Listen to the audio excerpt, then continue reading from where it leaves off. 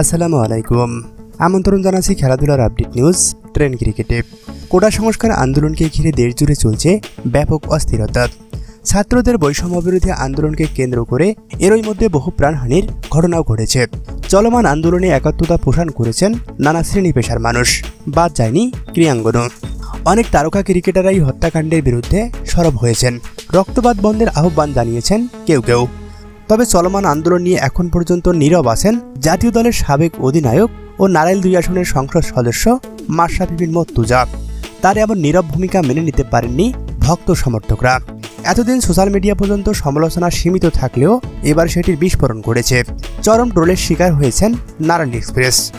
বাংলাদেশের ইতিহাসে সবচেয়ে সেরা অধিনায়ক মাশরাফি বিন মর্তুজাকে দেশের ক্রীড়াঙ্গন থেকে শুরু করে দেশের সমস্ত শিক্ষার্থীরাই মনে প্রাণে ভালোবেসে থাকেন। প্রিয় খেলোয়াড়ের প্রতি ভালোবাসা নিবেদনে যেন কোনো কমতি ছিল না। খুদে ভক্তরা এবার দেয়ালে আঁকা মাশরাফির ছবি পাল্টে দিয়ে জোকার বানিয়ে দিয়েছেন, আর সেই ছবিটাই নিক্ষেপ করেছেন জুতা। সামাজিক যোগাযোগ মাধ্যম ফেসবুকে এমনই একটি ভিডিও ছড়িয়ে পড়েছে।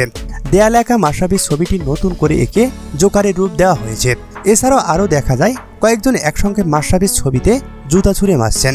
ছবির ক্যাপশনে লেখা, দুঃখিত আপনি আমাদের অধিনায়ক নন, ক্লাউন।